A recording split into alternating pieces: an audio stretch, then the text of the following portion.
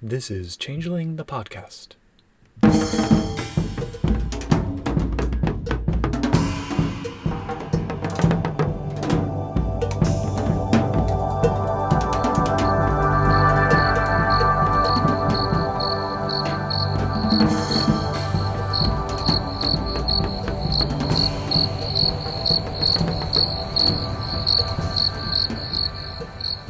Welcome to Changeling the Podcast. Come for the glamour, stay for the vibes. I'm your host, Josh, and with us is your other host, Puka. Say hi, Puka. Bonsoir. What are we talking about today, Puka? We are diving into that most glorious of second edition Changeling supplements, Pour l'amour et Liberté, the Book of Houses 2, covering the 3, at the time, Unseelie houses. Mm-hmm. Though they do suggest there may be other ones. Dun dun dun. I don't know if you have a physical copy and a back cover to peruse, Yeah. but they made some big promises on the back. Yeah. Oh, there's even the big. I don't have it with me right now, but did your physical copy have a bunch of AE literature stuck together randomly throughout the entire book? It sure does, which is what happens when you try to drop end dashes into a font that doesn't support them. And my favorite is there's just this like SGML3 open tag with no close tag where they want a header. Yeah, there were choices made with fonts and stuff. I feel like, as I've said before, this is when they were just discovering all of the little features that Acrobat has or PageMaker, whatever it was at the time. So yes, this is another art house book. The first art house book. Yeah. It's 1999, written by Jackie Caseta and Nikki Ria, and developer vampire guy Justin Ailil. We do get something of an explanation for this at the end of the book, so maybe just table that for now. And my copy was actually printed in Canada again, because I think this is when printing when Canada was cheap again. So. Mine says the USA. Oh, well, maybe, yeah. So, for anyone who's unfamiliar with Art House, there is a box on the title page, whatever, that says, "What is Art House? It's White Wolf's newest imprint. White Wolf's mission has always been to create art that entertains. White Wolf Art House is the embodiment of this ideal. Modeled after small press, the Art House team strives to create those games and projects that are new, experimental, and unique. White Wolf Art House now manages whole game lines, supports others, and creates specialty projects wherever possible." I think we need to have a moment to talk about what this actually means. So my understanding is that Art House was kind of like White Wolf's place where they put games out to pasture, in a sense. Or like the lines that they expected to sell less, they just kind of relegated there. And consequently, they had lower budgets. Yeah, I'm a little bit confused what it really meant as opposed to just a lower budget World of Darkness. I think it was also print on demand, or had much smaller print runs that were kind of like they would do them as needed, if I remember correctly. But yeah, it's also clear from the relative dearth of art in these books, the sort of editing oversights that pop up, and the comparatively few people who worked on some of these. I mean, Jackie and Nikki wrote it, Carrie Goff edited it. There are 3 artists, one for each house. And that's really it. I mean, there's like the art director, the developer, etc., but those are just general things. So not many people really touched this book. Yep. So. I would say in terms of writing quality, though, or editing level, like we were making fun. I don't think it's really any different than the other Changeling books. No, of course, it's the same people. I mean, it's just, but it doesn't even feel particularly more rushed to me or anything. It's just you can tell the art budget was dropped. Yeah, I do get the sense that this is another one of those books that may have been kind of lingering in the wings for a while, but maybe not quite as much as some of the other ones that were probably in the works for years. So yeah, structurally, this is like there's no introduction. It's just the 3 chapters, and each chapter is one of the houses, and they're like almost exactly 50 pages each. And let's dive right in. Yeah, so starting out with Book 1, House Ailil, Shapers of the Endless Winter. Artist, Melissa Uran. Yes. I do think the artists were actually well suited for the houses that they got. So like her work fits really well with the write-up of House Ailil, and Drew Tucker's fits with House Leanhaun, and James Stowe's fits with House Balor. Yeah. And Ailil, if there's going to be anybody who's got a black and white Changeling book. Right, yeah. So we start with a really long story. Yeah. I mean, this is... You want to quickly summarize it? I don't think we need the... Yeah, so all right, I do have a summary in my notes here. We have Count Declan ap Ailil, He saves a Dugulshi named Ganon and takes him to this freehold called Silverwood in the Shenandoah Valley, where Lady Arlana of House Ailil is also hanging out. And she grants first to Declan and then Ganon 3 days and 3 nights of formal hospitality. Oh, after Ganon was beat up by cold iron and stuff. Thugs. Yes, yeah. He is healed along with his face steed and taken to Silverwood to recuperate. But Ganon is bearing an official missive that seems to say Declan is wanted for questioning in the recent disappearance of David Ardry. But as they have 3 days to just hang out before he has to execute that order, they kind of become friends. And eventually they have these memories of Arcadia where pre-shattering Ganon saved pre-shattering Declan as they were fleeing to Arcadia. So it's this big sort of conundrum about who owes what to whom and which debts and oaths have been discharged and whatever. But then Ganon kind of says, oh, well, I'll speak on your behalf if they actually want to arrest you or whatever, because I think you're a cool guy. But then ultimately Declan slips away in the night and Ganon is left with a lot to think about. But then it turns out that Declan is actually a big sneak because he changed the word on the summons and it was actually for Lady Arlana, so he bought her time to get away. Even though the story was long, it was good, I thought. It kind of demonstrated a lot of the sort of deep level machinations of the house, and they're unabashedly Unseelie, but that doesn't mean they're bad kind of nature. So I was Although it doesn't mean they're not bad either. Absolutely.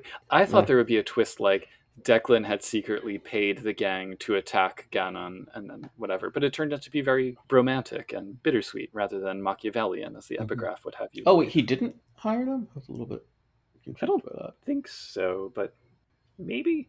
Yeah. Unclear. Either way, he put himself at risk too. Yeah. Although I guess if he was pulled in, they'd be like, you brought the wrong guy. So but that's like a 12-page story or something. So. Yep. And like once we pass the story, it's all written in character basically. Yeah. All the ones in this book, I mean. So yes, we transition into a discourse on House Ailil by Lady Slanya, recorder for High Lord Erdath, which is the big history section. I wonder like just how many times the Mythic Age was written as like a header in a Changeling book, because 3 in this one. Lots. Yeah. I will say, for all of my griping about kithbooks that don't go into enough detail about the more recent centuries, I'm more okay with it for the she houses, both because they weren't on Earth for 600 years, and because like the she's relationship with time and memory and their own history is kind of steeped in the mythic. Yep. So I was more okay with the arc of the history here. Yep. And I definitely get the impression, like reading through this, that definitely you can tell the unreliable part of Unreliable Narrator is supposed to be here if you actually look through stuff, because there's all these subtle differences in the same book with the same writer. So I do suspect Jackie wrote the intro fiction because it reads very much like the Immortal Eyes novels, complete with scenes from Arcadia and whatever. So anyway, the history. We get notes about Ailil and his sister Ailuned, who we kind of saw this before in Book of Houses, their kind of sibling relationship, how they were winter and summer, but they seemed kind of more suited for the reverse. Like Ailil was a lot more charismatic and whatnot. There's a moment where it says like, this is the tale told by our lore keepers, and then it gives you like no details. It's like, yep, they were siblings, then they split up. It's like, okay, that was a short tale. So the Ailil taught humans how to do intrigue and fostered loyalty among commoners and waged war for cattle. Yeah, well, they seemed sort of offhand said, there was a lot less fighting after us, like actual physical fighting. Yeah. That almost wasn't their goal. Yeah. I like how each of the houses here kind of has its own belief about how the Sundering came about. In the case of the Ailil, they believe it's because the end of the trading off of seasonal rule, like the winter and summer transition, that's what caused the Sundering to begin. Yep. And they say that their goal is to restore the long upset balance of duality, naturally with themselves in the leadership position during the winter. Yep. But that was a nice touch. Redcaps and Slua learned that Ailil valued their contributions and accepted their less savory behavior. They ruled various fairy domains and mortal domains. They're a little bit Mary Sue-ish, I feel like. Like, all right, they're not top-notch warriors, maybe, but everything else they seem pretty much capable. It's all written by them for them, though. That's true, yeah. Yeah, I think that's one of the... That's fair. Dude, you take all these as there's a bias, definitely. Aggrandizement. I think that fits a little Ailil, because that's what they'll do. That's one of the big things about them. Yeah.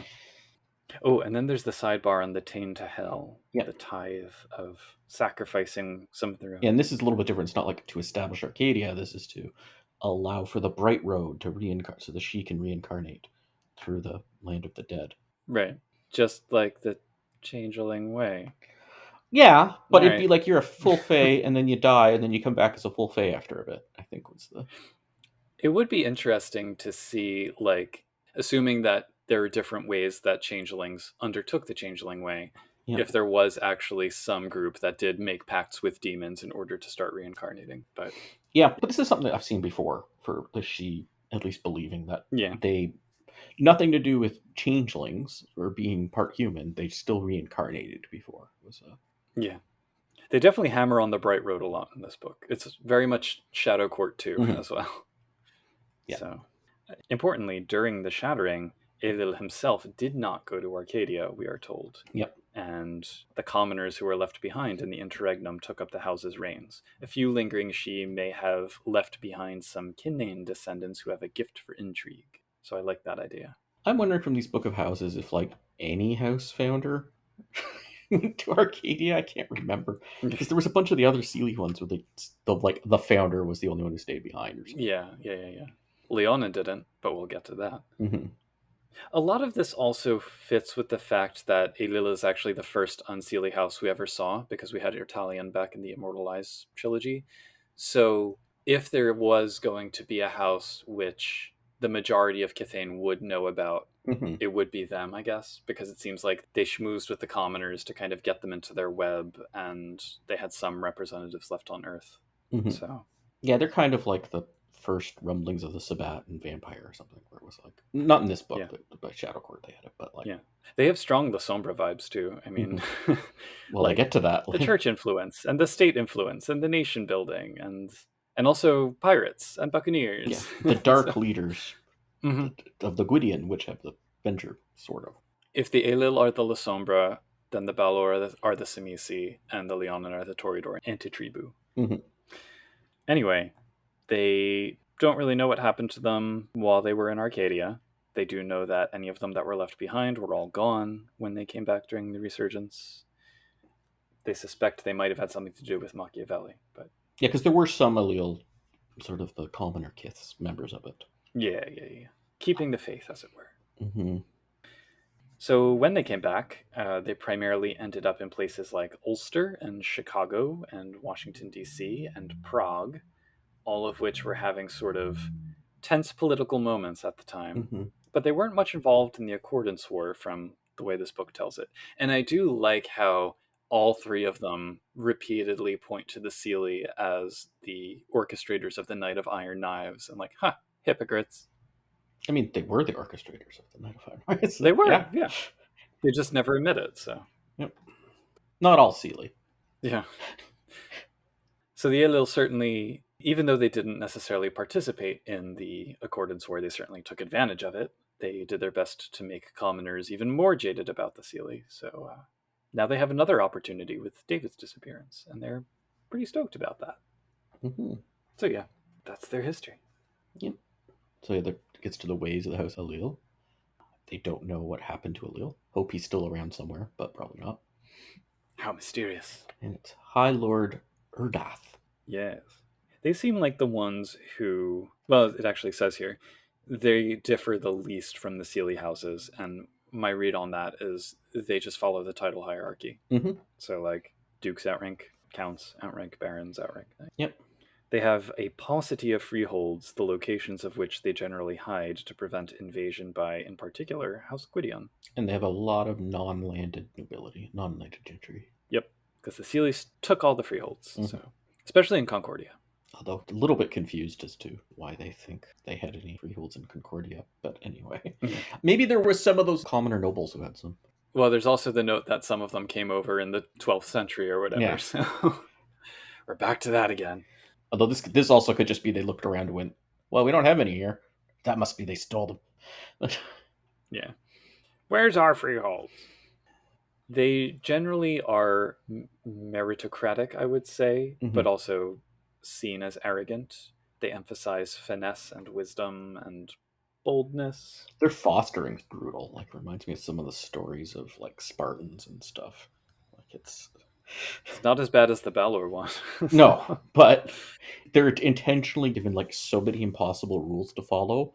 And if they're caught not doing it or caught like rebelling or whatever, they're punished severely. And the whole thing is to teach them basically how to lie and hide that they're getting and cheating to get someone else to do it. Break the rules without getting caught. Yep. Yeah.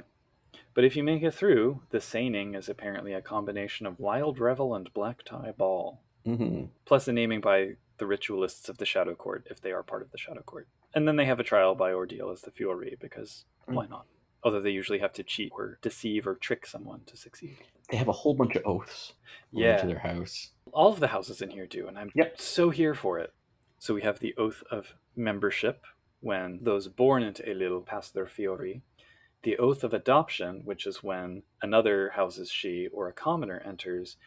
And this oath gives you a permanent point of glamour. And oath of loyal opposition, where if you want to be Seelie, you have to swear this other oath. Loyal opposition is a fun. So if you're Seelie, you got to swear that one. And then the oath of the Forsworn, where if you're an oath breaker, it removes all the penalties of being an oath breaker, but now you have the penalties of following the oath of being of the Forsworn, which is like everyone knows you're an oath breaker and doesn't trust you. Yeah, but given some of those other oath penalties, this is probably fine for a lot of them. Oh man, there could be a ton of trolls who are like, I'm gonna die. I guess I'll go. Yeah. Or you're really messed up. I'm gonna go join Ailil and become one of the Forsworn. Yeah. But they do note that they're firm believers in oaths because it's kind of the pinnacle of their take on honor as being this individualized thing. And I dig that. They don't enter them lightly and they rarely take them, but when they do, they mean it. Yep. I guess it's kind of like Puka and speaking truthfully the oaths, right? Like, for sure. This is a big deal. This is not like casual conversation or whatever. It is 93% the same. Then we get to their description of the Unseelie code, which... Change is good. Yep. They seem to think a passion for change drives their love of politics, because politics is constantly in flux, and so is the universe. Therefore, one thing is like the other. For glamour is free, they think politics can be a source of glamour just as much as art and technology, of which they favor the more modern types. Honor is very much an individual thing. And then passion before duty, they say, like honor, duty means nothing unless driven by personal desire. Which is an interesting take, I suppose. And then they actually seem to have some weird take on the Seelie code. Oh, this is the few members of the house, but it seems like the take is the kind of even the Unseelie might be okay with if they thought it believed that. But meant that. Yeah, they respect the Seelie for their courage to swim against the current, so to speak. They agree that sometimes death is necessary to fulfill personal honor. Love can be a weapon, so it can indeed conquer all. Beauty can include things that are ugly or distressing, and deaths and fairness are important for appearances and reputation, so that you can coerce commoners and others into your machination. So the other houses have kind of a dive into the Shadow Court tenets as well, and we don't get that here. Yep. And they have their secret societies, which I think every chapter here calls them out as not being actually secret, at least within the house. It does say secret in quotes. Yeah. These secret societies. At least all of the house knows about them, of which we have 3. Guardians of the Silver Dragon, which are just like Ailil Red Branch equivalents. The Knights. Les Amoureux, the Enamored. The Courtesans. Yep. And disinherited the ones who swear the Oath of Forsworn, and they think that's cool, I guess? They're almost like Suicide Squad, I feel. It says they volunteer for dangerous missions, claiming that since they've lost their honor, they have nothing more to lose. So, and then they admit participation in the Shadow Court, and that's about it. Although this description of the Shadow Court could have been like the sort of fake Shadow Court. It's a bit unclear what it's supposed to be. Yeah. They just say, like, we're the undisputed leaders, and then don't go into any detail. But... And then they go into their interpretations of the Ashit. Which must be adapted to the times, they point out. Although, quite frankly, they seem to generally follow it, actually. Yeah. For the right of domain, in their opinion, it doesn't apply to the stolen Ailil freeholds, so they don't recognize the rights of the usurpers. Right to dream, and this is more like, well, nightmares are kind of dream. Yeah. They seem to feel it's unfair to those who know how to ravage properly. Like, they agree that changelings shouldn't run around ravaging mortals willy-nilly, but they're like, no, if you know how to do it, it's fine. I'd also feel like this would actually make a little bit more sense with what we have in the C20 Player's Guide with the like dark musing stuff. Yeah. It seems like they're not really talking about ravaging here. They're talking about... For the right of ignorance, they, I guess, push the envelope. It says that telling a member of our house that something is forbidden her almost always ensures that she will test the will of the one who forbids it. So it's, she may not openly reveal herself completely to mortals, but she'll just like, here and there. It seems like they sort of follow it about as much as the Unseelie houses do. Yeah. But they're more open about it. There's a lot of that here. It's like, probably the average Ailil and the average Gwydion aren't that different in how much they're following this, but... Just don't tell them. No.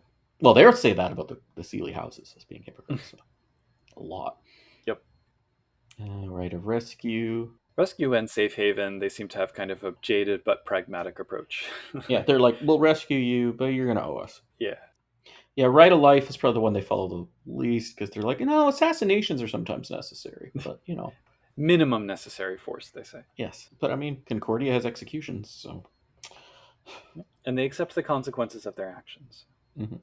Throughout this whole discussion, they keep pointing out Unseelie hypocrisy, and they seem like personally stung by it, which is an interesting kind of motivation for the villains. So then we get some politics. Their primary goal being to simply increase Unseelie representation by any means necessary, followed by learning to survive with less glamour and outlasting rather than overthrowing their enemies.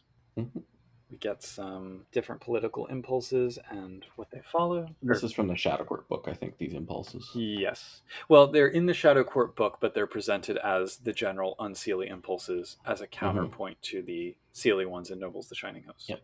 So among the Ailil, there are the purists, which are the majority, who seek to restore the twin courts of Unseelie and Unseelie rule. But there are a number of repudiators who feel that, well, the Unseelie commoners were running things here for 600 years more or less. Let's have 600 years of Unseelie rule. And there are ritualists who are deep in the Shadow Court stuff, the modernists who want equal rights for Unseelie commoners, and not many anarchists, just because most of them think it's pretty boring. Like, how can you be a subtle manipulator if you're just running around trying to burn everything down? And then they talk about the Unseelie ones, who are really not that different from the Unseelie ones when you get down to it. As long as they're loyal. Yep. And we'd like to claim credit for abducting the High King David, but nope, it wasn't us. I love how every house is both so open about having nothing to do with it, and yet so gleeful at taking advantage of the situation. And then we get some merits and flaws. They're not bad, but they're not. Yeah. There's like the gifted liar, guileless, bad at lying. Bad liar. And then forsworn. You sworn the forsworn oath thing. Everyone thinks you're a liar. Yeah. Yeah, I wish they had a little more variety. But at least it's on the note. Like, it's not, there's nothing you go, what? I wouldn't allow that in my game. I feel like forsworn, I don't know, it doesn't seem severe enough for a 3-point flaw, but... Oh, I don't know, maybe it's the type of games I've run and stuff, but like, being seen as an oath breaker is a pretty big deal. I guess so, but that's not encoded in the mechanics of the flaw. It's just a +2 difficulty to social rolls when you're trying to persuade people you're sincere or telling the truth. But on top of that, you're also an oath breaker. Yeah, well, then there should be more weight to the flaw in that regard. I guess there's like other Oathbreaker stuff in the games. And then we get so many opinions. So here begins the 12-page stereotypes portion. So let's very quickly go through these. Yeah. Balor, they're basically red caps with 20 years. Don't trust them, but they're useful distractions. Yeah. Dougal, they're like knockers with pretty. Dour lackeys of the Gwydion. Ailil, we really wish they'd come back into our fold. Like, this reads like they're Lestat talking about Louis or something. Like, they have the closest relationship, and they're like, if we have to share power with someone in the future, it's going to be them. But the Ailil have to come back to our fold. Like, they're too. Yeah. Fiona are tawdry, but fun, and easily manipulated. Gwydion, they're our enemy. The enemy. The Falcon's brood despises our house in particular. They want us dead, and they keep talking about how, like, everyone, like, the Gwydion want them all killed. Publicly said this. Although, I don't think King David's allowed that. I'm thinking Duke Dre. Yeah. Leanhaun, consummate seducers, tragic lovers. They also seem to know all about the curse. Yep. A recurring theme is like every time more people seem to know all the ins and outs of the Leanhaun curse, I'm like, why are they even bothering to try and keep it a secret? Well, no, I think it is a rumor among the Unseelie establishment, but not one that's considered substantiated. Like, I suppose. The Ailil at least certainly seem to know. They're like, we see through their ruse. Yeah, the Ailil, the Eland, and the Balor know. Oh, great. None of them are going to, like, tell the Gwydion. I guess that's true. They do acknowledge the Leanhaun are tougher than they look, though, which is nice. And then the Liam, who are sort of repulsively Unseelie, which is a shame. Mm-hmm. It does clearly state through this section, though, that houses in general have members from both courts, which I think is a good note to reinforce. Yeah. And they basically talk about how they're actively trying to turn everybody, like what techniques they'd use in general for each house. So then the commoners, they get titles because it's advantageous to the house, and they like feeding into their resentment of the Unseelie, who want to ignore their self-determination. But at the end of the day, the Ailil are just as snobbish as other she. There's these hints that they can be like violent towards their commoners. Callous at the very least, violent in some cases. So I mean, they could be violent towards their other she too, actually. But yeah. So Boggins, Unseelie are blech, and Unseelie make good housekeepers / spies. Ishu, we kind of like these. They're an early warning system. Knockers is basically everyone non-knockers' opinion of knockers. Talented, though. Yeah. Puka, they actually have a pretty strong opinion of Puka in general. They like dropping them as little havoc bombs into situations. But they'll sometimes use them as spies and messengers. Yeah. Redcaps are the less nice version of Balor. Shock troops. Surprisingly loyal. The satyrs they seem to have the best relationship with, which I found interesting. Because at least Unseelie satyrs are the most like themselves. They make good advisors and good lovers and can get up to a fun time. So this Ailil author at least does not like the Skahawk, which in this edition were at this point were the only autumn she. Yeah, they're not even considered she, but they're more useful allies than Liam. So the Slua, spies and assassins, of course. One of these days, I would love to see, especially it would have made sense, I think, for this house to be like, oh yeah, that's our court necromancer, the Slua. But and I love how they try to trick the trolls into oaths so that they're loyal.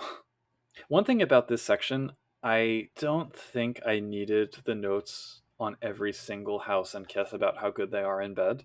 So that's a similarity with satyrs as well, I guess. Yeah, actually, all three of these houses were kind of horny. Yeah, but especially this one. Balor had a weirder thing where it was like, here's how they all taste. I'm like, Anyway. Yeah, but it's like the Ailil are more horny than the Leanhaun. Yeah. So then we get even more opinions. All the Thalanes we've had so far, which is like basically kind of like the kith that they're of, but like maybe avoid the. Yeah, they seem to not really care for the Thalane at all. I mean, but they have reasons for it, which I like. So the Thalane are horrific in their single-mindedness just as much as the Gwydion are at the other end of the spectrum. And they really push the everyone can be useful idea, because the Ailil are like, can they though? But at the end of the day, loyalty is what matters. So yeah, they seem like there's very limited uses, but there's still uses for all of them. Yeah, beasties, attack dogs. Boggarts, not generally worth the trouble. Just get some Unseelie Boggins. But maybe the Unseelie Boggins will use the Boggarts. Yeah. Bogies, good for dramatic killings. Goblins, good for dramatic killings. Ogres, guard dogs. And like that's the full extent of their usefulness. So Galane, where they consider Fomori Galane, which is interesting. Yes. But don't really know much what to do with them. They're like, yeah, go ask Balor. Anatomy, which they're also like, we don't understand the anatomy. Nunye, see an anime. Yep. Also, lost ones, scary. Also, nymphs are its own category. Separate from an anime, but basically the same kind of deal. Yep. And then more opinions on the prodigals. Yep. Vampires are fun to hang out with, especially the Las Ombras. Las Ombras. Yes, they exude dark glamour. Not exactly close with the Garou. They seem like they want to know more about ghosts and they want to hang out with necromancers. So, but we don't get the note about their Nefandi sense, which I was disappointed about. The Dantain, they don't like the Dantain. Good, none of these like the Dantain. No, but same opinion as the Unseelie. But they're worth observing from afar to learn banality dynamics. And then mortals. Yeah, the problem was that she didn't take an active enough role in the mortal world. That's why the shattering happened. Yeah. Not the sundering, though. That was because the Unseelie didn't give up power. Mhm. Yeah, they refer to themselves as Fae supremacists, which I'm like, But in particular, their lovers almost always seem to get enchanted, but are not equals. Canaan dreamers are useful intermediaries, and autumn people should just be ignored and avoided. Mm-hmm. And then we get a nice little full page blazon of the house on page 45. Mm-hmm. But that's like 12 full pages of opinions with like one piece of art thrown in. Yep. It's a lot of talking. And then we get famous and infamous Ailil. Ailil himself, who seems like a passionate diplomat and warrior with a inability to remain aloof from the world of mortals. So I like the story hook idea that he might actually be a lost one somewhere in like a hill in Western Ireland. Mm-hmm. That could work. Then High Lord Erdath, charismatic but slightly paranoid. And in my headcanon, with all of the sort of like jockeying for power between Lenore and Morwen and Ferelith and the absence of David, I want to see the universe where Erdath stepped in and was like, I'll take over. Then Lady Vittoria, which is actually from the interregnum, a satyr. Courtesan extraordinaire. But then it becomes just like influential at the height of the Italian Renaissance and the politics. And The muse of Machiavelli. Mm-hmm. She's my favorite out of all of these. Same. I would love to see like a historical game centered around her. But someday. Then Slanya. Hey, she's the one telling this history. Mm-hmm. I guess not this part because she's using third person. Yes. She does that sometimes. Count Declan. What was Count Declan's full name? Because I gave it. Oh, I don't. It was hilarious when I read it. Yeah, this book definitely plays into the whole, human names of she are just shortenings of elaborate long elvish names. Declaniel, that was it. And then Princess Jessamy, who's like a anime character, basically. Yeah. The future chosen child of the Shadow Court. Yep. Or whatever. And then we get one template. I thought this template was okay. Roving Yeah. reporter. I like the idea of a reporter as a role for a she. Mm-hmm. Although Dexterity 1, that's rough. Yeah. Not the kind of reporter I'd like as a reporter, but... No. But as a character, she works. Yes. That's the chapter. What are your thoughts? So overall, the story was long. The stereotype section was long. I think both of those could have been shortened a bit to give more space on their society and culture. But overall, I mean, I was into it. Yeah. I give like a solid B, which is actually pretty good. I'd even give it a B+. Yeah, there's nothing astounding, but nothing terrible. Like, it's useful. It's, yeah. Would I prefer the words be put towards a different topic? Maybe, but that's not what happened, so it's... Yeah. Then we turn the page. House Leanhaun by Dreams Afflicted. Mm-hmm. I don't know where to start with this opening fiction. It's shorter, certainly. And we have another Declan, who's a different Declan from the first Declan. I was confused by that. I thought, is this the same Declan? And it's getting really convoluted, and this Declan's pretending to be like a Gwydion now. And yeah. We have 8 separate sections told from 2-3 points of view, I'm not sure, in the course of like a page and a bit, followed by like 2 other pieces of text that are letters from another person plus the first, like it's just all over the place in terms of and then the whole chapter is supposed to be basically a Leanhaun spilling everything to her Gwydion love, and I'm like, what? Who she was supposed to kill. Yeah. What? I guess it's a conceit of why we're getting the house history, but I'm not sure because I can't read this font. It's like a fake calligraphy. And it also has the dashes turning into AE ligatures in the middle of it. So. Mm-hmm. Anyway, then we get into the history. I will say, moving past that, I think the chapter's quality is quite high. Well, by the way, if you get the latest PDF from DriveThru, and I'm not seeing the AEs, maybe they'll come up later, but... They may have fixed it. I'm glad it got fixed. Anyway, then we get into the history proper. And the history actually opens with another story, which is more like those kithbook opening parables that we've seen before. Mm-hmm. We learned that Leanhaun was the free-spirited youngest daughter of the Tuatha, which, okay. There's a squicky piece where it says a whole bunch of suitors met to decide who'd educate her in love, which is like, I'm getting Fiona vibes from this. But the winner was a Liam knight named Lady Finelia. And then we get the whole story of their courtship and relationship. Finelia taught her about dreamers. Leanhaun fell for and accidentally rhapsodized this mortal bard named Idan. Fenelia had this really overdramatic reaction where she curses her lover and slays herself to make it stick, and that's where the house curse comes from. And that's where the house blazon comes from, because it was the rhapsodized bard's harp and the white rose that Leanhaun carried turned black with the curse, and it's all on the field of green that represents Ireland. So as a 2-page story to sum up, like, all of those little trappings of the house, I was into it. Yeah, this is kind of like a kith history. Yeah. Just for house. But they're kind of a kithy house. Yeah.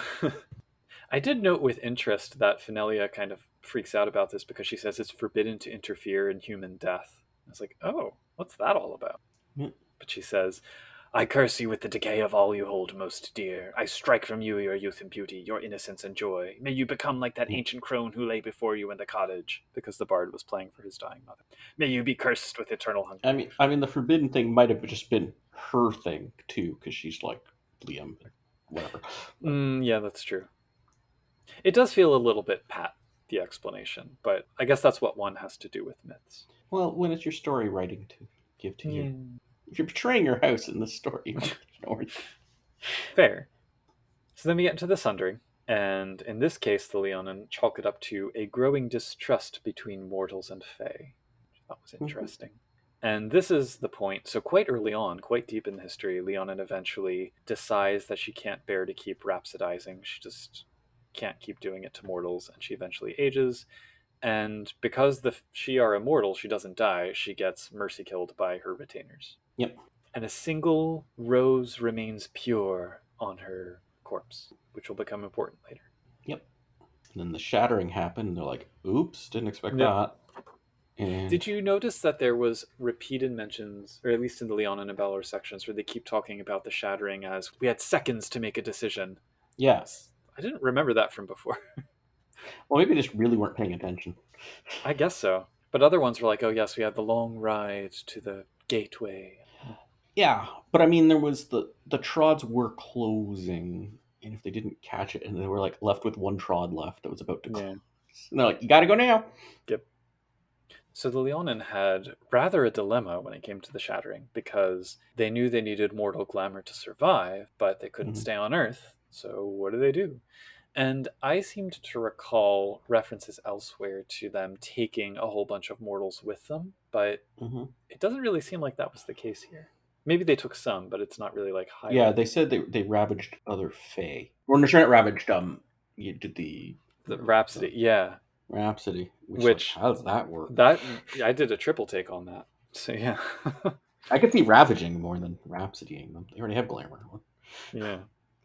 But anyway, the interregnum was not pleasant for them while they were trapped in Arcadia, as they just kept aging for 600 years very rapidly. It's like the myth of Tithonus. And then when they returned, so like some of the commoner kith that were members of the house stayed behind. I guess continuing to use Rhapsody. Somebody had to. Did you notice also with the shattering piece when they mentioned the Black Death? I feel like we've discussed before how the Black Death is kind of pointed to without much explanation, but the way they present it here I kind of like, where they say that the sudden horror of it forever tainted like the idea of purely surrendering to dreams of hope. Mortals never again fully trusted that things would be okay. And I'm like, yeah, that's an interesting take on it. And I think if you mix it, like all of them say, even this said they missed it, like the shattering did not start with the Black Death. It was the straw, like it was already happening when that hit, and it just broke everything. Maybe it was like as soon as they knew someone had the plague, that was when they had seconds to decide what to do or something. But part of the appeal of the Leanhaun to me story-wise is that they're kind of an example of what happens when theoretically good she are forced by circumstances to become really hard and to harden their hearts. It's what I kind of like from vampire stories. Yeah. I mean, it's tragedy. I do like vampire stories. I like. Yeah. And I also like how they treat their Arcadian amnesia as a blessing in counterpoint to most she. So. Yep. And then they were carried back by their retainers. Happily for talking more about Arcadian non-she, which we still don't actually have any rules for in C20, so let alone here. They mention that the true face of Leanhaun is that they survive, and they also make friends. So they worked those connections to come back. They suggest that because they all kind of came back to their homeland of Ireland, they weren't actually exiled. They chose to leave with the other exiles because they wanted to not be 600 years old. Mm-hmm. And they also believe that Arcadia is locked in winter as a mirror of how the autumn world was dominated by Seelie commoners. No, I was wrong. I'm seeing the AE literature. AE mark here. Surprise! I do like the sort of nested mirror world political conspiracy theory stuff here. Like the idea that Arcadia and the autumn world are mirrors of each other in terms of what's happening with like Seelie-Unseelie balance. I wish we got more of that philosophy. Mm-hmm. Accordance War was all the Seelie's fault. The Leanhaun declared themselves neutral and made friends. They reopened freeholds that only the Sidhe could open, and so they're pretty popular nowadays with the commoners, especially because they procure dreamers. So, and they seek to gain enough glamour to sustain themselves at any cost. So at this point, was it every week or every month they needed to do a Rhapsody? Second edition, it had become every month. Okay. Or it was, I think it was after the first month, every week past, they would age a year. And they believe that endless winter on Earth will break their curse, because then, if it's endless winter on Earth, it'll be endless summer in Arcadia, and that's where it matters. If they were right, maybe I'd see their point, but they seem to be basing this on very sketchy. But that's what I love about it. It's like the desperate rabbit hole of conspiracy theory, Sidhe style. Yep. It's like a deep dive into cyclical metaphysics. I'm here for it. But anyway, that's their history. They talk about something called the Great Pageant, which we will get to shortly. And they have the Special Art of Ravaging, which is actually about Rhapsody. Yes. It's not the same thing as Ravaging at all. I don't know. It has nice notes here, though. They almost have their own little code for how they do it. It says they do it solo, more like Reverie than anything else. And their tenets are that they choose mortals who crave their attention. They give unconditionally to support the mortal, because that'll give them more glamour in the end. But then ultimately, they can't afford to truly regret what they do, because they have to do it.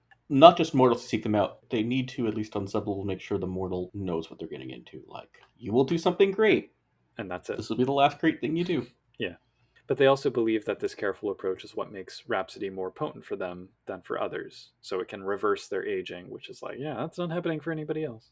Although it would be nice to have some more sort of intricate mechanics around this. Well, I think it works with the current mechanics following this. Yeah, I wish there was like more.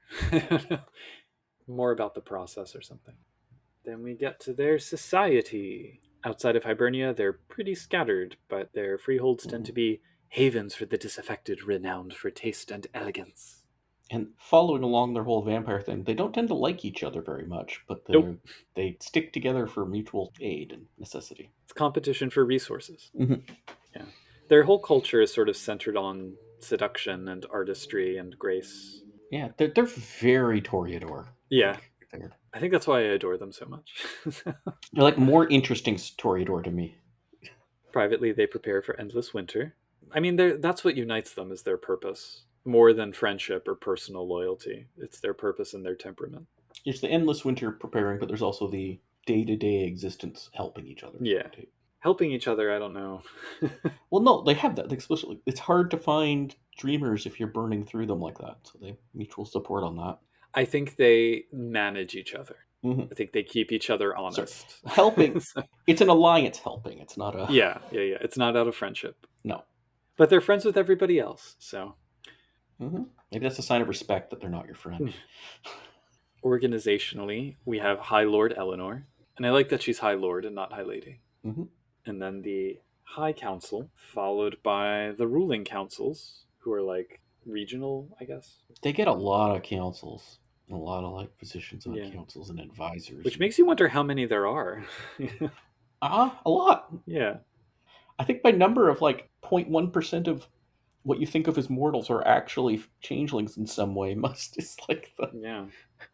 And then among their many advisors, they have the Rose and the Harp, who are treasure keepers that we'll get to later.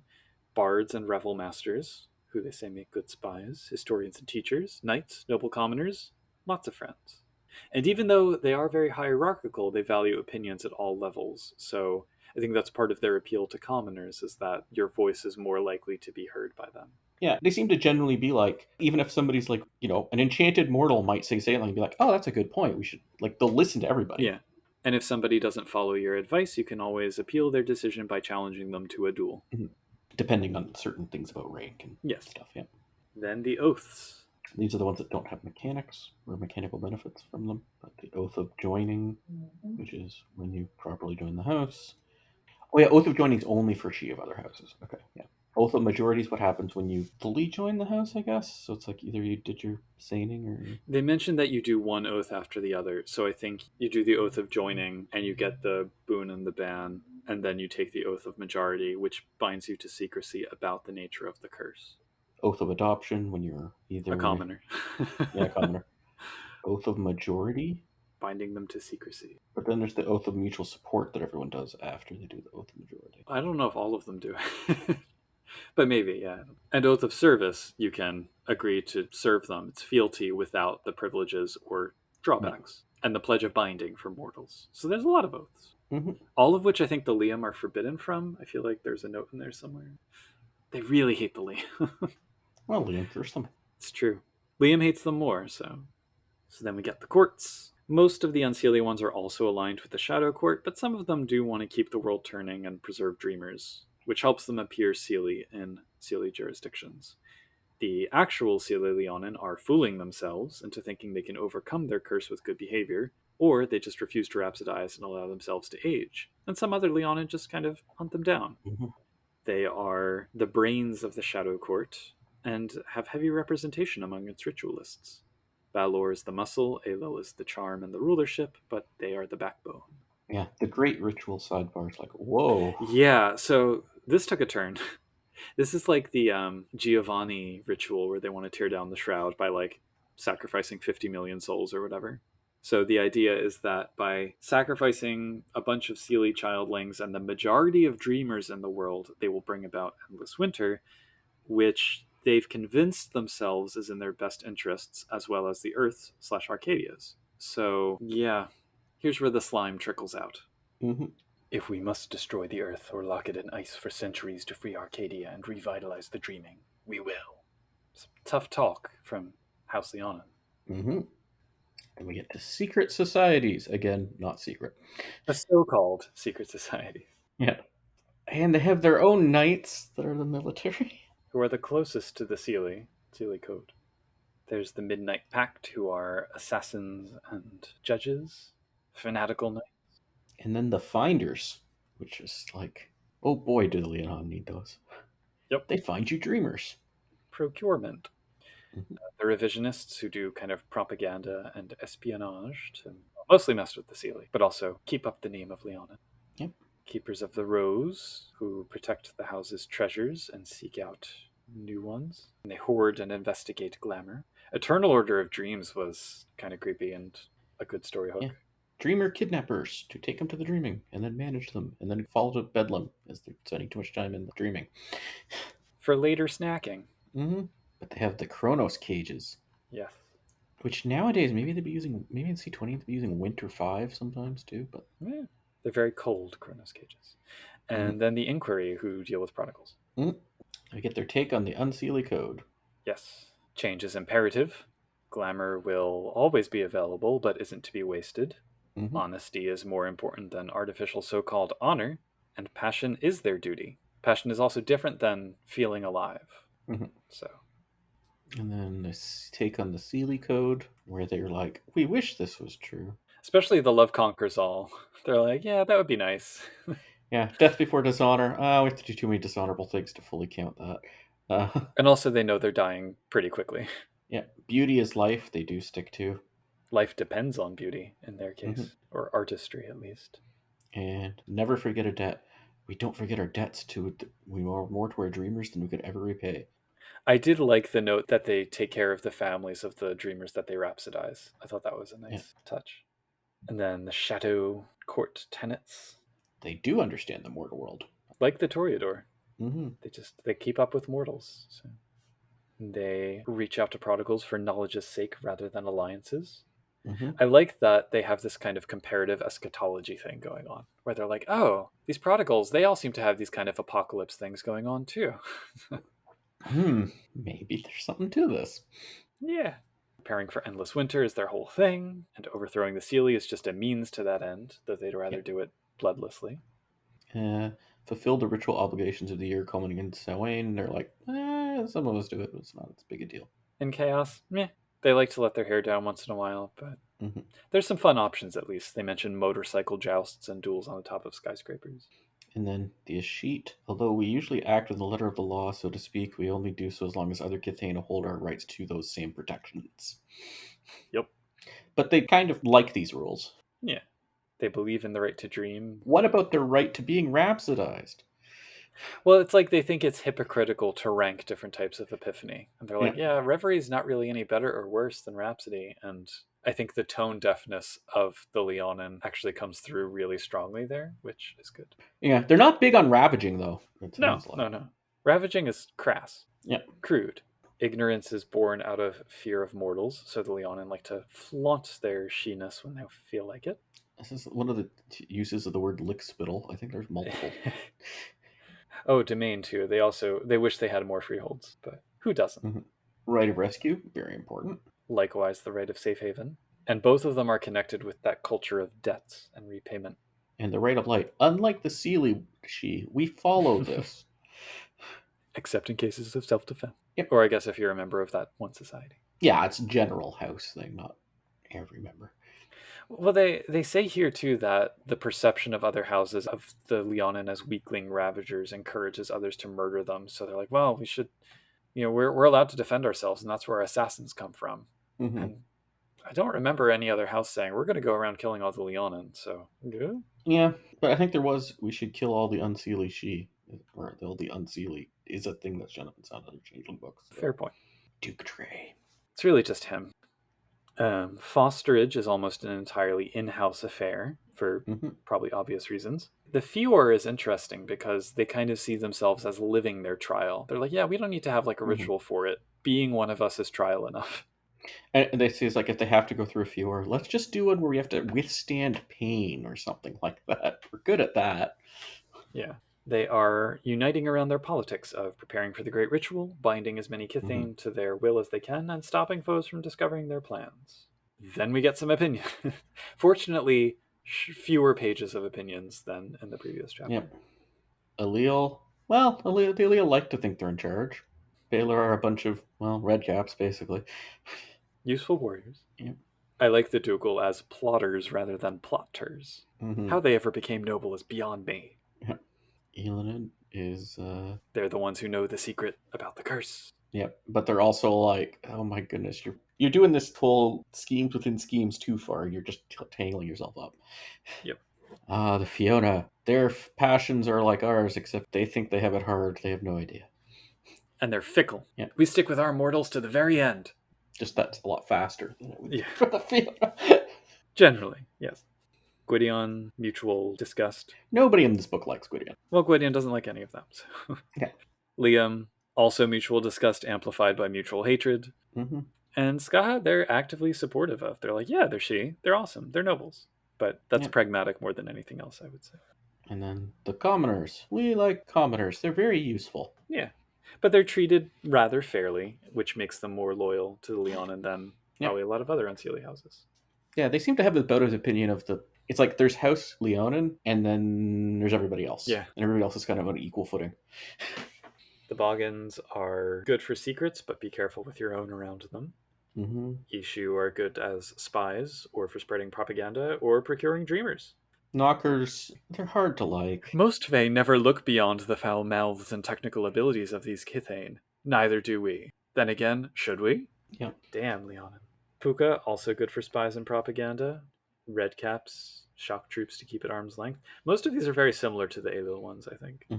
Although they're both manipulative houses, so That's true. Manipulative Unseelie houses, so it's not surprising.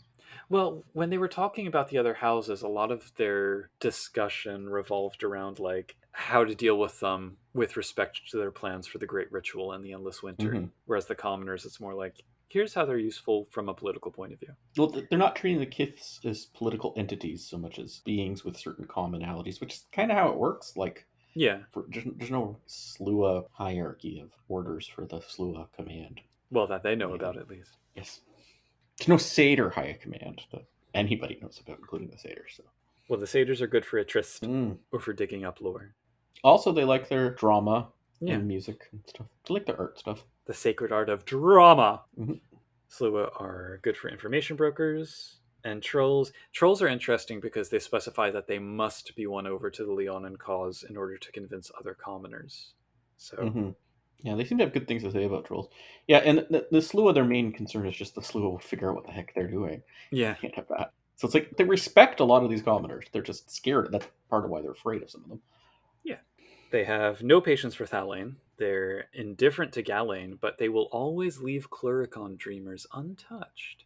Interesting. Careful contact with vampires. Basically nothing with werewolves. Mages. They show a surprising interest in marauders. I like that. Yet a third group wants us to help them reshape reality so that we can all live on Earth more comfortably. That sounds quite promising to me. Yeah, just because everyone else thinks they're mad doesn't mean we think that. I really want the Leon and Marauder team-up game. That is an idea. Yes. Oh my god, rhapsodizing a Marauder. Yeah, rhapsodizing mages in general, I'm like, how's that good? Yes. They shun shades. They remind us of the artists they've consumed, which is quite interesting. I don't know if they actually point out wraiths who are the mortals that they've rhapsodized. Like, I don't know if that ever comes up, but that would be interesting. And there's more of the Bright Road stuff here again. And then for all the talk about their affinity with mortals, there's just not much about them. You'd think there would be more about, like, here's when we enchant mortals, here's... They did have a bunch of that beforehand, but... I guess so. It's just weird that there's just this very vague paragraph. It's like, we interact with mortals even more than with other fae, and yet they get, like, very little space here. Anyway, then the big names. Yeah, so you get their High Lord Eleanor. She deliberately aged herself faster for political guile purposes. Well, to deceive her enemies. I don't know that she deliberately aged herself, but she didn't run around trying to stave it off quite as much. She's respected by commoners, she's charismatic, she has her finger on the pulse of all cultural things in Concordia. She's my favorite. Is she in Cath Griddle? Or... She might be. Yeah. I could see, like, Meryl Streep playing her. That's who I envision. Yeah.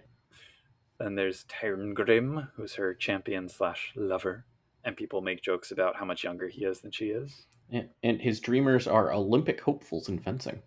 That would be an interesting rhapsody. Yes. There's Sir Stralach, captain of the Knights Protector. Very polite, also an assassin. Seems to follow the chivalrous Seelie code, but he's actually one of the most sinister members of the Shadow Court.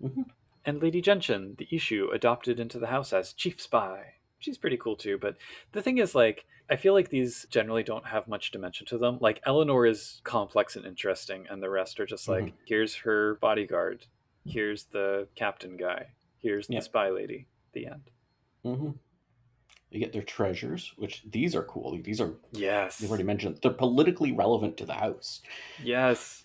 So there's the Rose of Leanhaun, which was the one laid on their founder's breast at her death, and the holder of it can, was it spend willpower to not need to rhapsodize? Actually, this is funny. They have treasures, which are actually the positions using the forbidden treasures. So, yeah, each of the treasures is held by a person chosen at the yearly convocation who temporarily gives up their name and assumes the title, which is the same as the name of the treasure. So the Rose holds the Rose of Leanhaun. The harp holds Idan's harp. The crown holds the Crown of Dreams. Yeah. So the Rose is a female Leanhaun who wins the tournament requiring feats of arms, demonstrations of artistic merit, clever thinking, and grasp of house politics and needs, and becomes the guardian of the Rose until the next tournament. Although the current holder has held it for 12 years, which people are like, what's going on? And then Idan's harp it's a magic harp. It can evoke emotions, it can grant glamour, it can restore lost fae, and it goes to an enchanted male dreamer, who in this case was a guy who thought he was competing in a music festival, but for the past 3 years has been the Rose's lover and confidant. Yep. And keeps winning his own challenges. Yes. But he's only 3 years in. She's 12 years in. And then the Crown of Dreams is not a crown, but a cloak pin that looks like a crown. And it can determine the best way to unlock a dreamer's potential. It always goes to a commoner, who's currently a male satyr. The prior crown, a female knocker, now holds a minor title and a small freehold of her own. Good for her. So, yeah, and the actual stats for these treasures, Leanhaun's, like, you touch it once a week, you don't have to do Rhapsody. The harp can give you glamour or send you into bedlam. Yeah. It also bring back fae who've lost to themselves. Once per full moon. And the Crown of Dreams. This gives you some dreamer canning, some dreamer awareness about their potential and who's nearby. I'm not sure mechanically this actually works differently than the... I guess maybe it works a bit better than the standard rules, but... I mean, all dreamers within a square mile, depending where you are, can be pretty potent. Yeah, that's true. Yeah.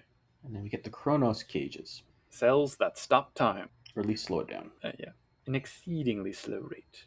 And then we get some quote-unquote handwritten things of difficult-to-read font. Yep.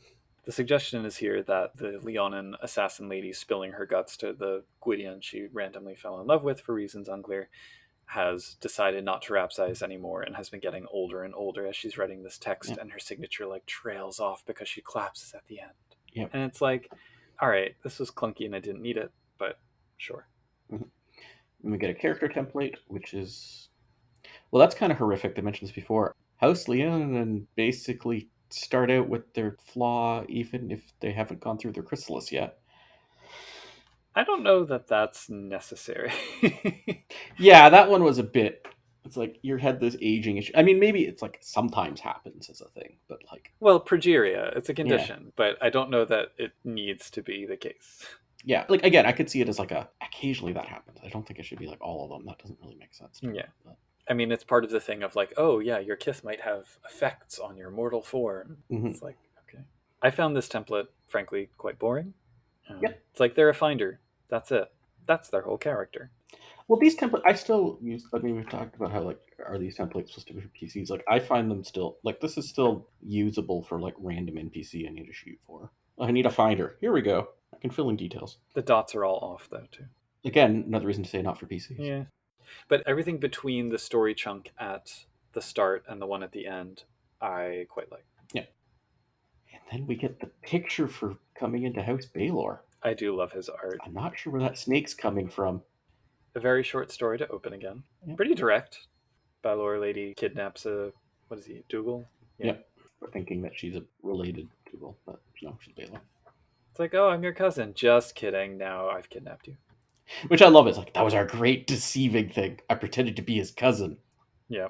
So then, listeners take note. This book carries a curse upon it. So if you listen to our discussion of this, I guess you won't burst into flames the way this suggests you will. But the cooling fan of my laptop's working right now. So right from the start here, the sort of megalomania of the house is on full display, firing on all cylinders. I love it. It's fine. I don't hate it. I'm like, it's them. That's who they are. It's just not something that I would choose to play as a character personally. But yeah. Yeah, well, no, there's a very specific time when in my grab bag of NPCs for a game, at least, it's fun. They're just sometimes too mustache twirly for me. Yeah. You know? I like tragic and interesting villains and not these... But I like how they think they're more capable of villainy than they are. That I love. Well, I suppose. Yeah, and they have this long story of where they come from, and it's like, I feel like they picked up a book on like the Ulster cycle or something, and then tried to... It's the Book of Invasions. Sorry, the Book of Invasions, and tried to make it fit their memories, as opposed to this is their actual memories. Yeah, if well... you read it, you're like, some of this doesn't quite make sense with the other things you're saying or perceiving, so... Yeah, I mean, it is a pretty direct... Like, all of these events, with maybe one or two exceptions, are, I believe, in the Book of Invasions. Mm-hmm. So, the fundamental part of it is they claim descent from the Fomorians, and they ruled over the Firbolg, who I think this might be the first mention we get of them. Mm-hmm. Maybe they were mentioned elsewhere. Then the Tuatha De Danann and their children are the usurpers. Their king Balor fought the Tuatha King Nuada, etc., etc. Go read the Book of Invasions. It's all the same thing. Yeah. The only thing I take issue with is I thought that Lu killed Balor with a sling stone, but I guess it might have also been a spear in some tellings. Yeah, from looking into that, there is a bunch of different tellings. But also, maybe the spear thing's like one of the things actually from their memories. He did have a spear in the book. Yeah. Like, Lu did have the hissing spear. But I thought he had put out the eye of his grandfather with a sling stone. Mm-hmm. Talo, as it was called. Mm-hmm. In this house's telling, the sundering began when Balor fell because he was the figure of nightmare on Earth. So once he was dead, the worlds began to split apart. And I actually do really like that idea. Yeah. One thing I've actually realized, the Fae kind of agree on what the shattering is. Mm-hmm. It's quite possible that they all call what the sundering were actually different events. Yeah. I like that. So they became a house during the sundering, ruled by one of Lu's sons. intermarried with the She. There's this implication that they're metaphysically different somehow, like because of that Fomorian descent, whatever else. And they say they came up with the Escheat because they were the first ones to see how dangerous mortals could be. So I kind of like that. It seems like, do we ever actually get a date when the Escheat was put into place? Because it seems from this like it was late Sundering, maybe early Shattering. No, we get nothing on that. I think there's one source that says King David invented it, but somebody confused. At least some form of it seems to have existed in the late Sundering. It does predate the Shattering. That most accounts say that. In any case, the other She's indifference to it is what drove Balor to start experimenting with iron. So, and they were like, "Oh, this is good for us." Yeah, there is some weird implications of like, okay, they're Fomorians and Tuatha can have She children, but like the other kiths are from other sources. It's kind of weird. Yeah. There's this whole like interbreeding thing that I was like, I don't think this has been fully thought out, but. Although they've always had it being they were part Fomorian ancestry. Yeah. But they were still She. That's the thing. And here it seems like they're saying they're very not, or they weren't at the time. Yep. And then they were like, the Shattering comes, and they're like, well, maybe we're immune to that, like cold iron. Nope. Oh, let's get out of here. And it's that split-second decision mentioned again. Yeah. I do like that they use the term the waking world instead of the autumn world. Like, that's a good synonym for writing stuff. Yeah. So they went to Arcadia. They are very open about the fact that they don't remember anything. Some of them might have become changelings, but they don't really know or care. They established a lot of connections. So one of the more surprising things in this is the claim that the Balor, the Merfolk, and the Selkies were all kind of related kin and separate from the rest of the Fae. I don't think that's come up anywhere before or since, and I'm not sure if I like it. So, I think it's fine for another random weird theory they have. I suppose. There's just nothing else supporting it anywhere else in the canon that I can recall. I assume it's because in the folklore, the Fomorians are said to live underwater, so they just ran with that. But they do have deep and abiding connections with the Black Spiral Dancers. Yeah. And I'm not sure the Black Spiral Dancers agree with that, but... I have much less knowledge of them in Werewolf, so... Yeah.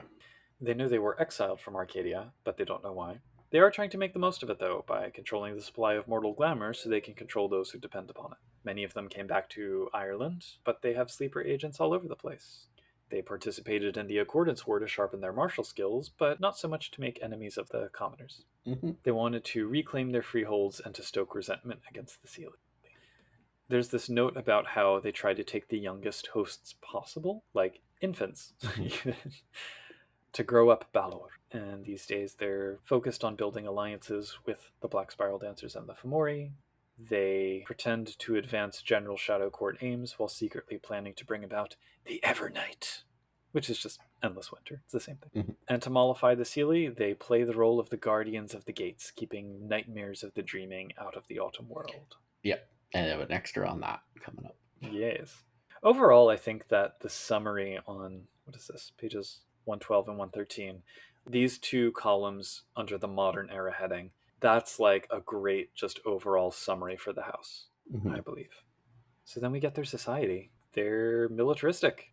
They're like an army family. Yeah, they even talk about they have the nobility titles separate from their army ranks, and the army ranks are more important. Yeah, they emphasize preparedness and discipline, which kind of sounds Unseelie to me, but... They refer to their deformities as Balor's challenge and see it as something to be worn with pride and accommodated rather than trying to get rid of it. Or hide it, yeah. Or hide it. Which I wonder how that works in C20. That doesn't... Anyway, we'll get to that. We can get to that. We'll get there. Yeah. So High Lord Leanhaun rules the house from his fortress under the sea. And then he's got a tower council of 5 advisors called generals. Well, 4 of them are generals. One is the head of security. And they like making glass fortresses. They do. Again, the folklore. I mean, that was the thing. Balor lived in a glass tower. So. And then we've got the Iron Guard, who are like junior officers, head of the propaganda corps, intelligence analysts, elite sorcerers and researchers, etc. They're high lords possibly going through final stages of bedlam. But he keeps hiding under the sea with his Black Spiral Dancers, and you can't... Anyone you send to there doesn't tend to come back, so... I believe the quote is, his fortress of glass, which occupies a pocket of the near dreaming in the bowels of a sunken ocean liner. I love it. Is that supposed to be the Titanic? No, that wouldn't be the Titanic. That's the wrong spot. Ah. But no, they're not over by Newfoundland. They're not in Canada. I mean, it just says the icy waters of the Northern Sea, so... Yeah, but the North Sea is not... Northern Sea. It could be North Atlantic, so... Yeah, okay.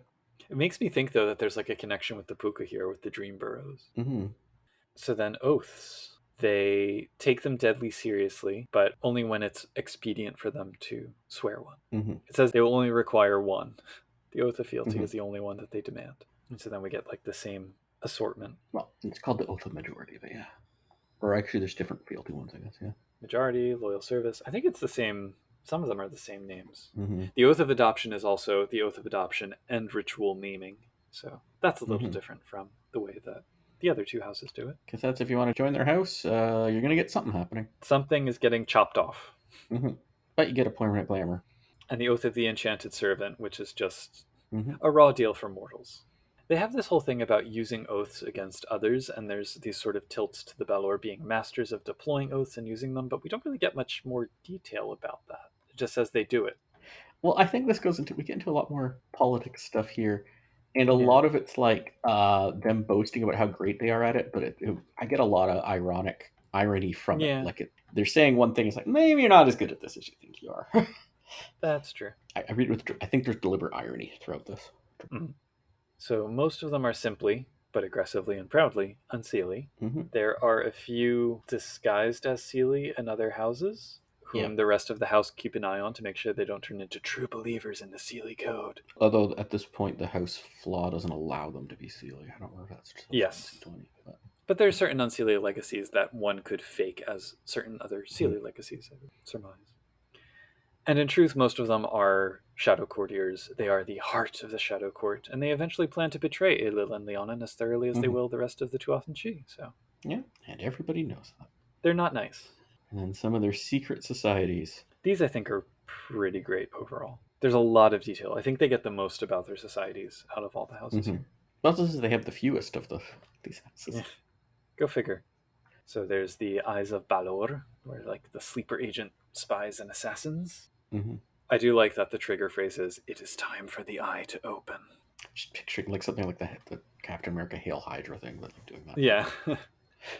The Masters of the Dance. Which just makes me laugh as thinking of something different. Michael Flatley of House Balor. Yeah. But yes, they are the prodigal envoys. Yeah, especially the Black Spiral Dancers, because it actually maybe sharing Kinane and kinfolk with Black Spiral's kinfolk the way that Fiona and Fianna have shared Kinane kinfolk. I think that kind of works. But... yeah, for sure. The Royal Guardians, which is limited to 13 members, and they guard the house treasures. And each member has an apprentice, and they're all basically just Sith. Because like the apprentices keep assassinating their masters and stuff. Waybuilders Corps. More Bright Road stuff. They're the elders who decide to plan to die and to use their death to try to force open the Bright Road and keep it for House Balor alone. And a lot of their Samhain rituals are structured around that. Yeah, I like the one bit. Thus far, despite apparent evidence for the sacrifice are achieving something, there's no concrete proof they're capable of doing their intended job. Like, keep asking Wraiths, and Wraiths are like, I'm not getting consistent answers. Yeah. They should be asking Karamet. That's who they need to ask. And then the Guardians of the Gates. My favorites? Well, actually, probably my favorite. Yeah, so this is talking about the Fell, which got... yeah, that's what I really love about it. I love the Fell. Yeah, and it was mentioned before, and I'm like, they don't know what the Fell are. And I'm like, maybe these are Fomorians? Maybe you didn't clue in that these are like low-ranking Fomorians or something? I mean, I just think of them as Fomorian Chimera, basically. And there is this note that they can potentially get into the Autumn World. Yeah, but I love that they totally investigated the Fomori because of the name connection, but they don't think there's any connection here. And I'm like, Yeah. So I love the Fell as a concept, and the Guardians at the Gates are how the Balor sort of make themselves palatable to the Seelie, because they're like, oh yeah, we'll keep the gates closed against these nightmares. Their counterparts are the Riders of the Fell, who I want to be my favorites, but they're not really. Because they go and they find one of these fell beasts to ride as like a rite of passage, but then they're just otherwise, we're going to be rebels. You can't tell us what to do, man. Well, the important thing about the Guardians of the Gate is they don't generally fight them, actually. They kind of bribe them. And yeah. have a more friendly relationship than you might think, and They're just tamers rather than... yeah, and act like they're all like, oh yeah, we're totally fighting them for you and protecting you from these terrible fell. Let's make some fell show up here to make sure they're getting too complacent. Let's make some fell attack, and we'll defend them. Whereas the Fell Riders, they ride Shai Hulud once and then think that makes them cool. Yep. And then the Unseelie code, Balor style. As if there were any other style. They see Ailil and Leanhaun as posers, and they reiterate their organization as an army of nightmare, basically. And they just embrace the like hardcore, but like the least nice interpretation of the Unseelie code. Yeah. They dedicate themselves to change. They prefer to hunt and seize glamour. They believe that might makes right, and they follow their instincts. Mm-hmm. The Seelie code take was actually, I think, really interesting. So they were like, well, obviously we don't believe in any of this, but here's the Seelie houses who do and how you can turn it to your advantage when working against them. So I thought that was... And they have like each house gets their own. Right, yeah. And I love that they gave Dougal Beauty his life. That was kind of fun. Yeah. Yeah, so Death Before Dishonor goes to Gwydion. Love Conquers All goes to Fiona. Beauty is Life goes to both Dougal and Eiluned. And Never Forget a Debt goes to Liam. I'm like, yeah, that works. That works well. Shadow Court tenets, we have more dissing of Ailil and Leanhaun. They see the mortal world as holding the keys to surviving Evernight, and so that's why it's important to understand it. They make allies of certain prodigals. They stockpile glamour in preparation for their rulership so that they can control access to the dreaming. They are taking advantage of Seelie weakness post David's disappearance and spread chaos to subvert them. And they hold the Samhain nightmares as sacred. I feel like all of this was already pretty self-evident in the Shadow Court book, though.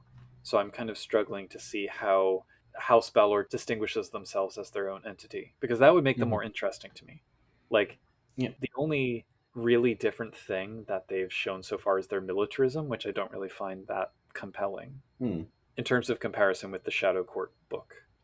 This is definitely not a house description of something where I'd get a lot of internal complexity, angst and drama by complexity by playing one. But I think they can serve a role in a story. It's probably good. Yeah. And then we get their take on the Ashit that they invented. Yeah. Ours is right because we made it. They pay lip service to the domain of others. They apply war logic to dream, so they do lots of ravaging, pillaging. But also they point out that nightmares are just as nutritious as other dreams. The right of ignorance is a temporary convenience. Rescue is purely for honing stealth tactics and martial prowess. They study the weaklings to whom they grant safe haven. But they also extract things out of it. I mean, people are grateful when you save them from banality.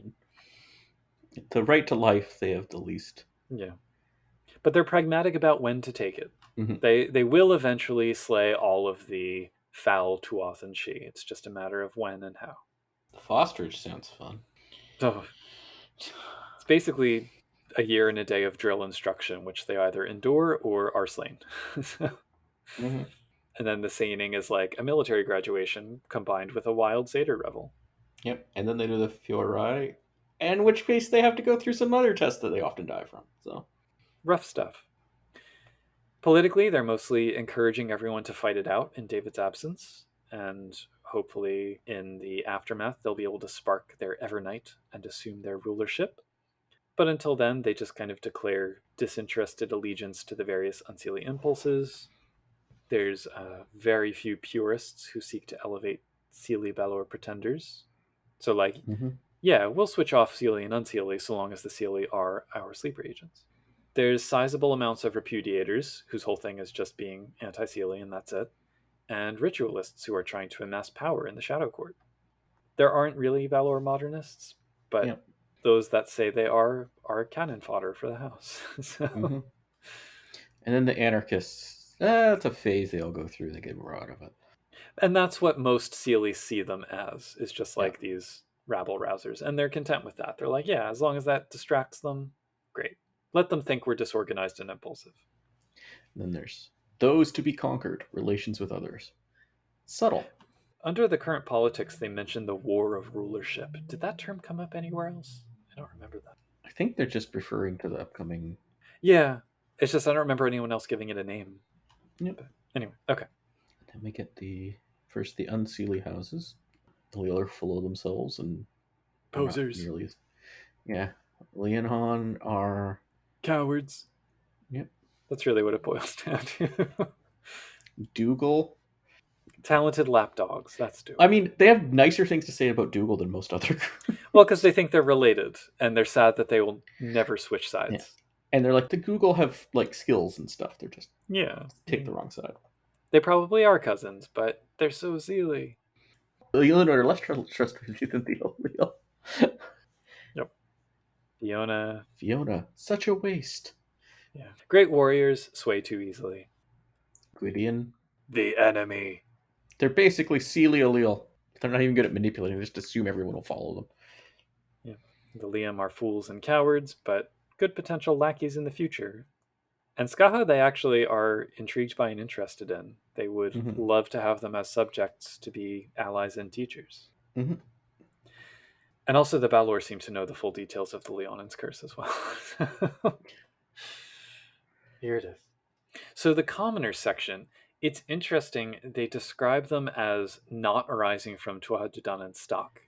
Yeah. So are they saying the Shi are the only children of the Tuatha? Yeah. I think they're saying that... I mean, that's the thing. Like, the Shi talk a lot about their parent, like, literal parentage being Tuatha and stuff. But, like, other kith don't tend to talk about literal parents being Tuatha. Yeah. I guess I'm maybe Dark Ages Fae is, like, affecting my thinking. But I'm like, yeah, the Shi are the firstborn, but then the commoners are all of the others. But I think firstborn are just supposed to be, like, all the Fae who aren't in anime. They also have, again, these repeated sort of references to eating the commoners. Yeah. Boggans are useless but exploitable homebodies.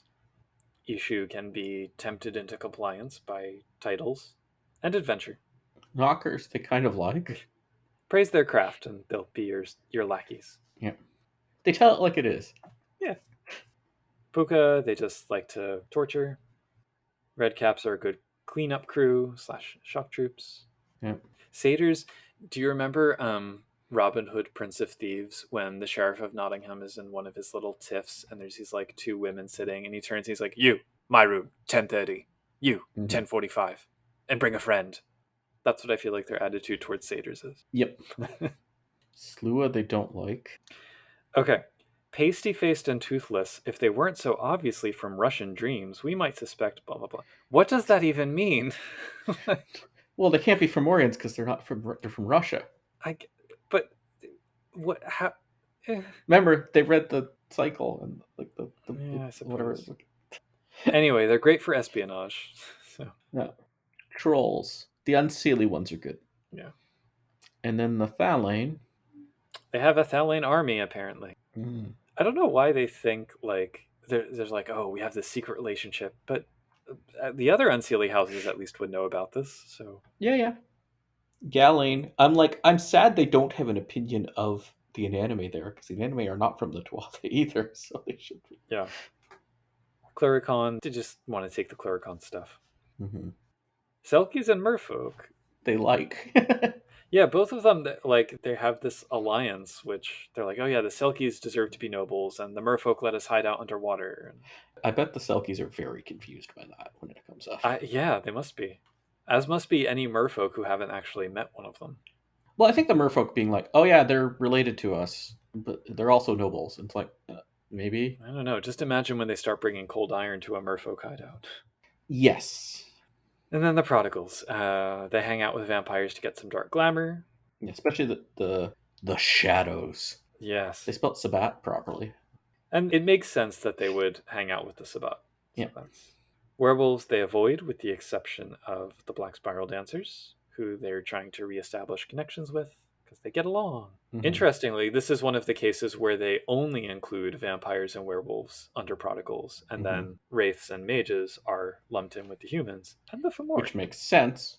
Which does make sense. Yeah. Humans are stupid, petty livestock. Well, I love the Sons of Adam Dodsides. This stupid name for humans was no doubt coined by some Seelie moron who thought it sounded romantic. Which may or may not have been C.S. Lewis, but... Yeah. Ghosts, they don't know much, but they're interested in the Sandmen. Mages, they point to the technocrats as evidence of why the SG was needed. And the Fomori, they are allied with them. They were like, oh, you're our distant kin. And then it turned out like, oh, no, you're actually not.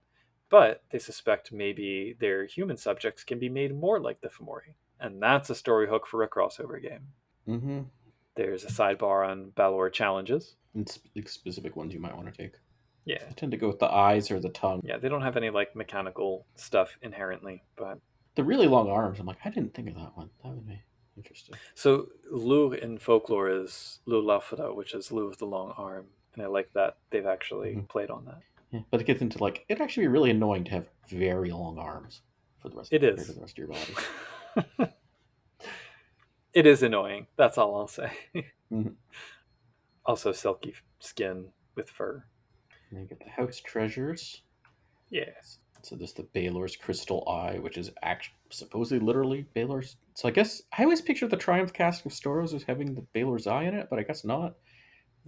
No, I think Balor had it at one point, or the Fomorians had it. I guess I don't know. Yeah, But it's like this eye beam blasts everything. yeah, he's like Darkseid. Mm-hmm. It does mention here the red star. So in the broader World of Darkness cosmology, the red star that appeared was called the Eye of Balor in Changeling. Time of Thin Blood, I can't remember. I thought it was by release date came out after this, but then this book was probably significantly delayed. Yeah. So timelines are weird. I'm not sure where. In any case, this is, I think, the first direct mention we get in Changeling of the red star. Yeah, I think so. They also have Blood Dross, which is just vampire vidi with glamour in it, because they take it from Malkavians or Toreador. There's the Steaming Spear, owned by Lu, which, holy cats, does that do a lot of damage. Oh, it's not owned by Lu. It's a counterpoint to Lu's, owned by the... Yeah, it's basically like a copy, but like the dark version. Yes, of it. yeah, similar. Mm-hmm. And the Cauldron of Fear. Yeah, that's weird, because it makes everybody terrified and leave. I'm like, Fear Fog. It's not great if you're there, I guess. Yeah, I still like it, though. The only ones who actually could use that is House Fiona. I still dig it. And then the the glass glass fortresses. Yep. Yeah. Which don't really have any, like, benefits. It's just for flavor. Oh, I just keep picturing, like, these, like, Balor children, like, the older ones going, stop throwing stones. So then we get some of their famous and infamous. Mm-hmm. There are suggestions that Balor and Lu might be reborn. But until then, we've got Li, the mad recluse High Lord hiding out underwater with a guard of Black Spiral Dancer kin. Who's missing an eye, but earlier with the whole Balor's crystal eye, so he didn't want to pluck out his eye. I'm like, he could just stick it in his eye where he's missing. Anyway. That would be too easy. Yeah. Speaking of eyes, we have Lady Ailil of the Gleaming Eyes, head of security. She's creepy. Mm-hmm. She's like, oh yeah, she's the expert in all forms of espionage and surveillance, but she's also a bisexual dominatrix who does experiments on humans. So one of them, kindler, gentler Balor.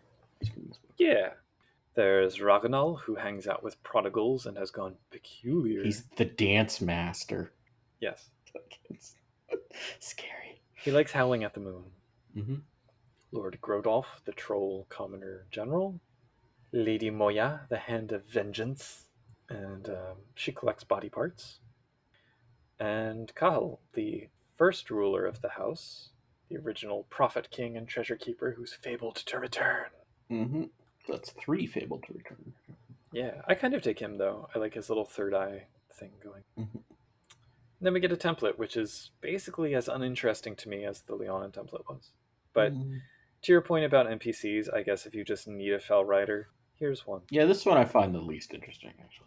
But the dots are accurate. The dots are perfectly done. I checked. Okay.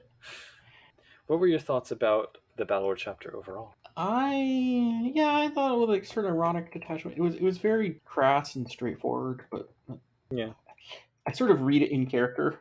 It's like reading Guide to the Technocracy for me, where you're like you can't take it at face value. Yeah, I just found it so one-dimensional. Like the other two at least had different facets that didn't all circle back to the same thing. Like here, it's just boo Tuahans, woo Balor, like over and over. Yeah, I found it the least useful for actually using them in a game. Yeah, not bad by any means. Yeah, but it's like it felt like they were going more for this ironic thing than being useful for a gaming book. But yeah. I would have liked to see some merits and flaws or something in there too. That would have been nice. And a word form out of. Oh. So yes, this is where they explain that Justin Achille helped bring this book to completion, and it seems like he was just kind of the developer as a transition to Nikki and Jackie taking over. Mhm. Although they spelled Jackie's name wrong.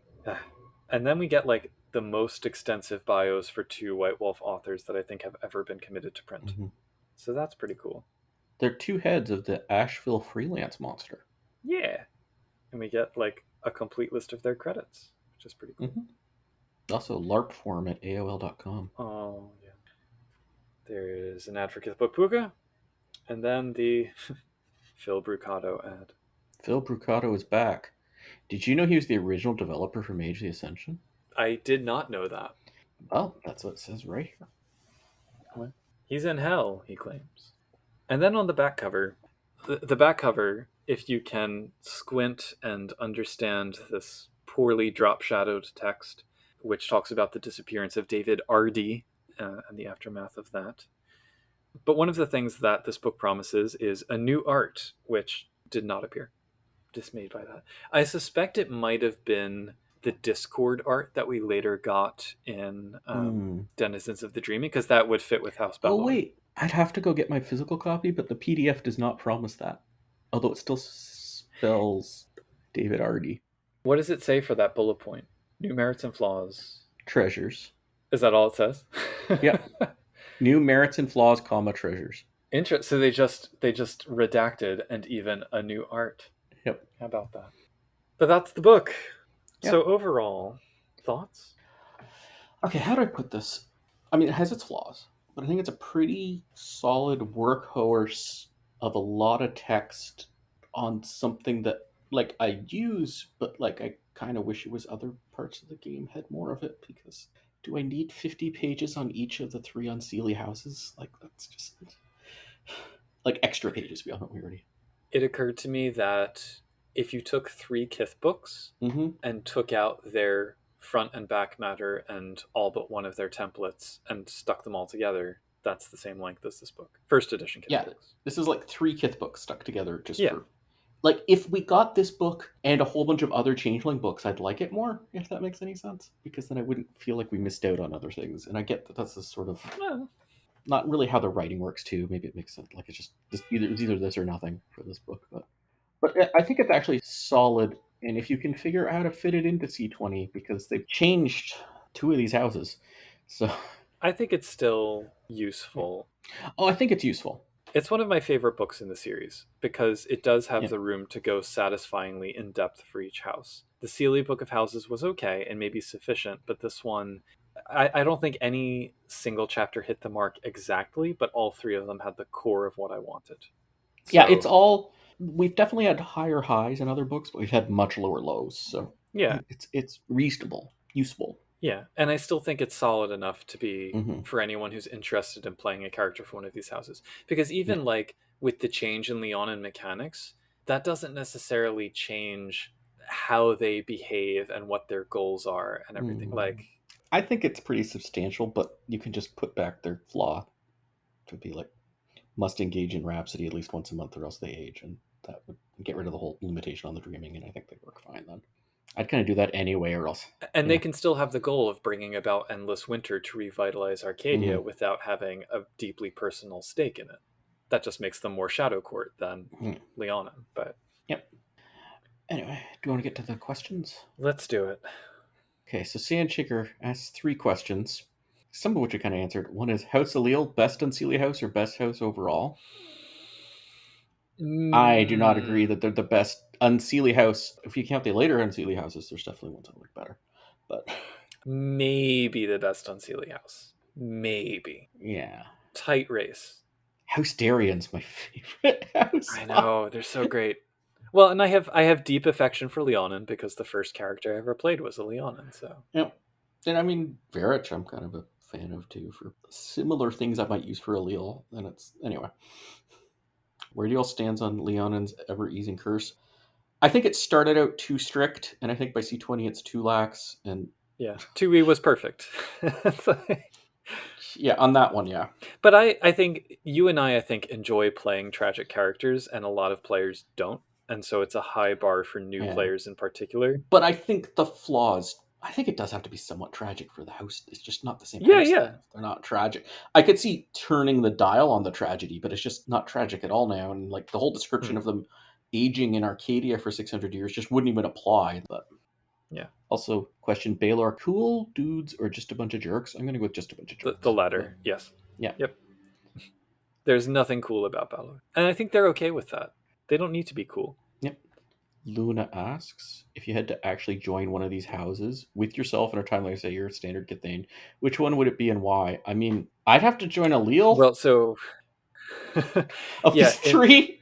Like, if I had to join one of these three as presented here, it would be Ailil. Yeah. But if we're going with C20 and the nerfing of the Leanhaun flaw, then... Yeah.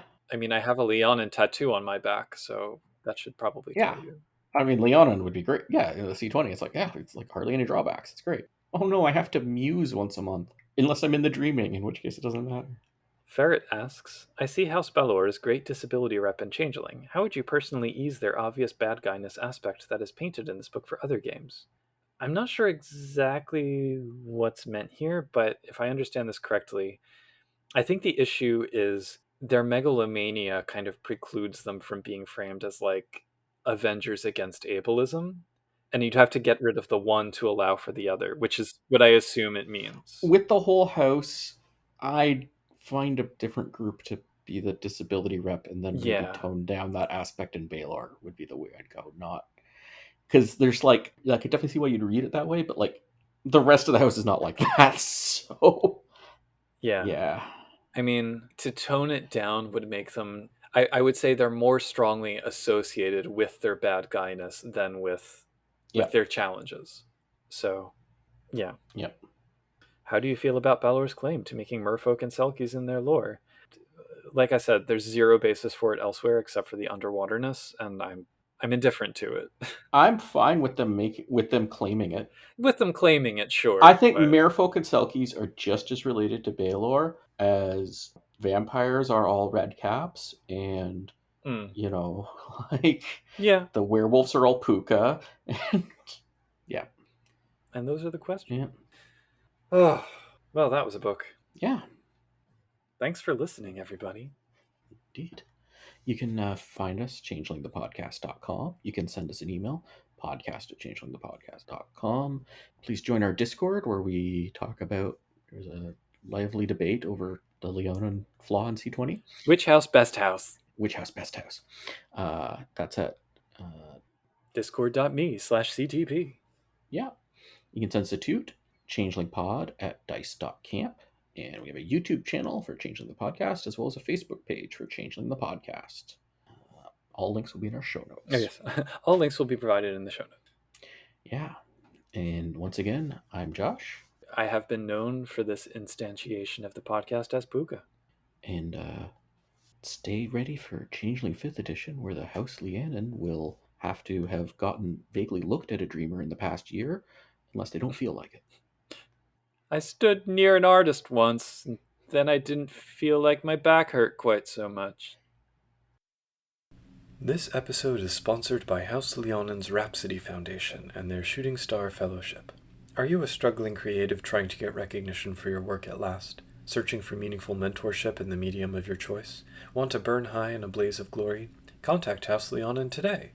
If selected for the fellowship, you'll receive advice, skills training, helpful critique, and most importantly, the fulfillment of knowing that you've put something special into the world. All production expenses are covered for the duration of the fellowship, and the Foundation even provides a life insurance policy to grantees. Remember their motto, Ars longa vita brevis est, life is short, but art is forever. Send in your application today via our podcast at www.patreon.com/changelingthepodcast.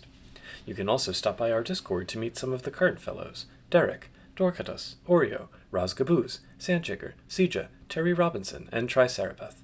Thanks to them for their contributions, to you the audience for your attention, and until next time, keep on dreaming.